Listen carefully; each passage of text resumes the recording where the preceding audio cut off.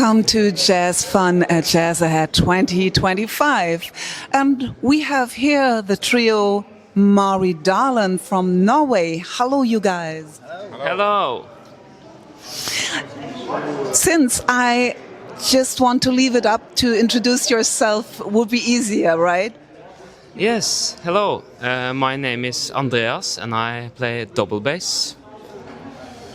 My name is Anders and I play mainly tenor saxophone, but also some clarinet and flute, and also tweak with an old radio sometimes. Hi, my name is Jonas and I play the trumpets.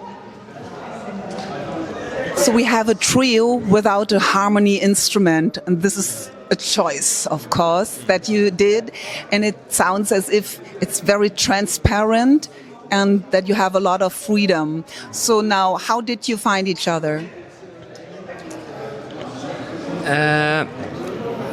We were planning to rehearse in 2019, I think, just for fun. And we had some tunes, and then it's kind of got Intense. intense, yeah. Good music, and And then we found out that we wanted to just record, and we found this old wooden church in the valley above Oslo that's called Maridalen. And first we thought it would just be used for demos and send them out, but the result was nice, so we got like a thumbs up from a record company, and it was the first record. What is your record company? Jazzland. The Vesseltoft. yes. Yeah. So We have recorded 3 CDs in total, 3 albums, and the 2 first is recorded in that church in the valley. It's a small wooden church, like Anders said, but it resonates very good with our instruments, the warmth and kind of like we like the old things, crackings, sounds, and woods. Yeah. So yeah. it seems as if for many Norwegian people it's really important how the sound comes out and the atmosphere also. I mean, maybe it's a cliche in a way, but we know that the Norwegians are strong in jazz.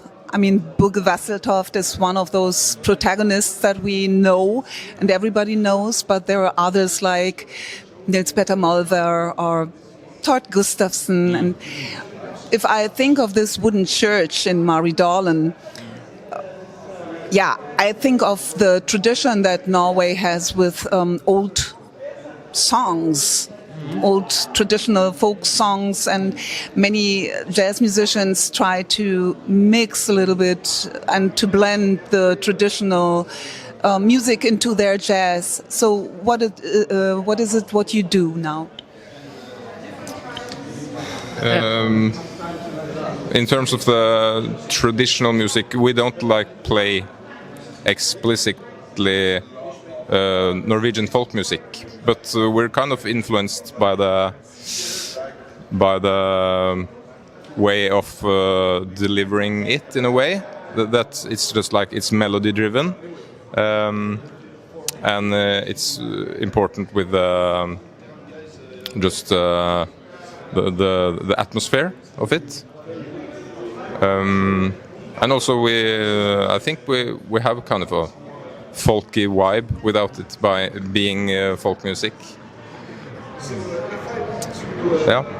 Yeah, it's also, like you mentioned, we have great jazz musicians from Norway, and I think many of, or at least we have listened to many of the like Bugge and Nils Petter Molvær and Matthias Eik, of course.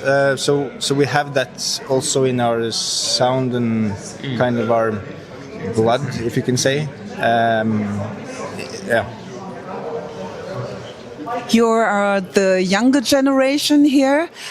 what comes into your music except for what we mentioned before? Is there any other genres that are important in your life growing up there in Oslo and Yeah. I think we have all grown up very in all sorts of genres, and we also play with a lot of. In Norway, it's very common that you cross over genres. You play with the pop acts and the rock acts, and you play in theater music maybe, and concert bands. We that play the wind instruments have grown up with playing in concert band, marching bands. And you also, actually. So that's a big Norwegian thing. And also we're kind of influenced by classical music, I think. Yeah. I think so. Even though we don't we don't play it, but our music is maybe quite influenced by it. Yeah. did you all attend the classical music conservatory in Oslo or? We all went to the jazz department at the Norwegian Music Academy. So we're jazz educated. Yeah. Trumpet, saxophones, double bass. This sounds pretty airy in a way. Do you have like some kind of idols, sound idols that you want to get to, or any kind of people in the tradition of jazz that you kind of feel familiar to? I think it's a hard question because our instruments are quite untraditional. When we are arranging, we have to think a little bit different. That we, if there was a piano player or a guitarist, then we would think a little bit different. I think when we are arranging and playing, but maybe. In terms of influences, I think maybe Jan Johansson, the Swedish pianist, is a quite big influence, and a lot of the Swedish jazz scene. But just the way he makes music and thinks of performing jazz music is a big influence, and also the sound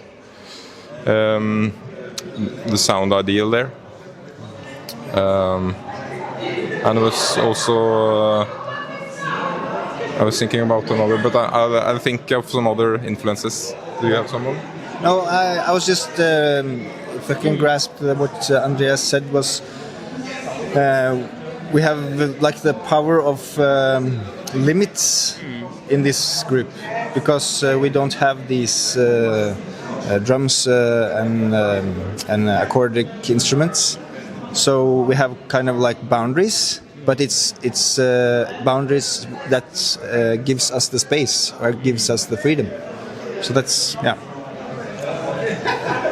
Because Wesselter, for instance, he's somebody who kind of is into the minimalistic things too, and also electronics. So does that play a role in what you do? We try to stay off the electronics, or at least the digital things. We want to use the basics in our acoustic instruments. And also we have this radio that's the kind of a fourth band member, which is old, an old radio. But we tend to have acoustic sounds and that kind of vibe into the music. That's important for us, I think. Yeah. But that doesn't mean that in the future maybe we'll but because we have to like move on and find other find new directions. But until now we have like focus on the acoustic thing. What people can see tonight here at Jazzahead 2025, Maridalen. Thank you for being here. Thank you for having us.